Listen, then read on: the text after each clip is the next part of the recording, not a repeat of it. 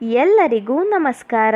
ಇಂದು ನಾವು ನಿಮಗೆ ತುಳಸಿ ಎಲೆಯ ಸಹಾಯದಿಂದ ಮಾಡುವಂತಹ ವಶೀಕರಣ ತಂತ್ರವನ್ನು ಹೇಳಿಕೊಡುತ್ತಿದ್ದೇವೆ. ಈ ತಂತ್ರವನ್ನು ಮಾಡುವುದರಿಂದ ನೀವು ಇಷ್ಟಪಟ್ಟ ಸ್ತ್ರೀ ಅಥವಾ ಪುರುಷ ಅಥವಾ ಯಾರನ್ನು ಬೇಕಾದರೂ ನಿಮ್ಮ ಕೈವಶ ಮಾಡಿಕೊಳ್ಳಬಹುದು. ಈ ತಂತ್ರ ಮಾಡುವುದು ಹೇಗೆ ಎಂದು ತಿಳಿದುಕೊಳ್ಳುವ ಮೊದಲು ತಪ್ಪದೇ ನಮ್ಮ ವಿಡಿಯೋವನ್ನು ಲೈಕ್ ಮಾಡಿ.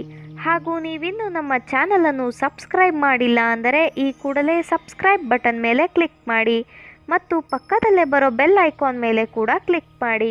ವೀಕ್ಷಕರೇ, ಈ ತಂತ್ರವನ್ನು ನೀವು ಭಾನುವಾರದ ದಿನ ಅಥವಾ ಸೋಮವಾರದ ದಿನ ಮಾಡಬೇಕು. ಈ ಒಂದು ತಂತ್ರಕ್ಕೆ ಬಳಸುವ ತುಳಸಿ ಎಲೆ ನಿಮ್ಮ ಮನೆಯ ತುಳಸಿ ಎಲೆಯಾಗಿರಬಾರದು, ಅದು ದೇವಸ್ಥಾನದ ತುಳಸಿ ಎಲೆ ಆಗಿರಬೇಕು. ವೀಕ್ಷಕರೇ, ಈ ಒಂದು ತಂತ್ರವನ್ನು ಮಾಡುವುದಕ್ಕೆ 3 ತುಳಸಿ ಎಲೆಗಳು ಬೇಕಾಗುತ್ತದೆ. ಮೊದಲಿಗೆ ಒಂದು ತುಳಸಿ ಎಲೆಯನ್ನು ನಿಮ್ಮ ಎಡಗೈನ ಅಂಗೈ ಮೇಲೆ ಇಟ್ಟುಕೊಂಡು ನಾವು ವಿಡಿಯೋದಲ್ಲಿ ತೋರಿಸುತ್ತಿರುವ ಈ ಒಂದು ಮಂತ್ರವನ್ನು ಹೇಳಬೇಕು. ವೀಕ್ಷಕರೇ, ಇದೊಂದು ಬಹಳ ಪವರ್ಫುಲ್ ಶಕ್ತಿಶಾಲಿ ವಶೀಕರಣ ಮಂತ್ರವಾಗಿದೆ. ಆ ಮಂತ್ರ ಯಾವುದು ಎಂದರೆ ಓಂ ತಂತ್ರ ತುಳಸಿ ಸರ್ವ ಕಾರ್ಯ ಸಫಲ್ ಕುರು ಏವಂ ಸಾಮ್ನೆ ವಾಲೆ ಕಾ ನಾಮ್ ವಶ್ಯಂ ಕಾರಿಷ್ಯಾಮಿ. ನಾಮ ಅಂತ ಬರೆದಿರುವ ಜಾಗದಲ್ಲಿ ನೀವು ಯಾರನ್ನು ನಿಮ್ಮ ಕೈವಶ ಮಾಡಿಕೊಳ್ಳಬೇಕು ಅಂತ ಇರ್ತೀರಾ ಅವರ ಹೆಸರನ್ನು ಬರೆದುಕೊಳ್ಳಬೇಕು. ವೀಕ್ಷಕರೇ, ಹಾಗೂ ಮಂತ್ರವನ್ನು ಪಠಿಸಬೇಕಾದರೆ ಅವರ ಹೆಸರಿನ ಜೊತೆಯೇ ಪಠಿಸಬೇಕು. ಹಾಗೂ ಈ ಮಂತ್ರವನ್ನು ನೀವು 251 ಬಾರಿ ಪಠಿಸಬೇಕು. ಈ ತಂತ್ರವನ್ನು ನೀವು 1 ಬಾರಿ ಮಾಡಿದರೆ ಸಾಕು. ನೀವು ಯಾರನ್ನು ನಿಮ್ಮ ಕೈವಶ ಮಾಡಿಕೊಳ್ಳಬೇಕು ಅಂತ ಇರ್ತೀರಾ ಅವರು ಸಂಪೂರ್ಣವಾಗಿ ನಿಮ್ಮ ವಶವಾಗಿ ಬಿಡುತ್ತಾರೆ. ಮಂತ್ರವನ್ನು ಹೇಳಿ ಮುಗಿಸಿದ ಬಳಿಕ ನಿಮ್ಮ ಅಂಗೈನಲ್ಲಿ ಇದ್ದ 1 ತುಳಸಿ ಎಲೆಯನ್ನು ಕೆಳಗೆ ಇಡಬೇಕು.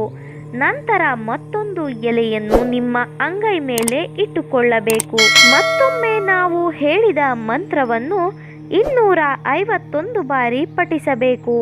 ಆದರೆ ನಾಮ ಅಂತ ಬರೆದಿರುವ ಜಾಗದಲ್ಲಿ ಈ ಬಾರಿ ನಿಮ್ಮ ಹೆಸರನ್ನು ಬರೆದು ಜಪಿಸಬೇಕು. ಕೊನೆಯ ತುಳಸಿ ಎಲೆಯ ಮೇಲೆ ನೀವು ಯಾರನ್ನು ನಿಮ್ಮ ಕೈವಶ ಮಾಡಿಕೊಳ್ಳಬೇಕು ಅಂತ ಇರ್ತೀರಾ ಅವರ ಹೆಸರನ್ನು ಬರೆದು ಪ್ಲಸ್ ಚಿಹ್ನೆಯನ್ನು ಬಳಸಿ ನಿಮ್ಮ ಹೆಸರನ್ನು ಬರೆದು ಇಟ್ಟುಕೊಳ್ಳಬೇಕು. ಹಾಗೂ ಅವರು ನಿಮ್ಮ ವಶವಾಗಲಿ ಎಂಬ ಸಂಕಲ್ಪವನ್ನು ಮಾಡಬೇಕು.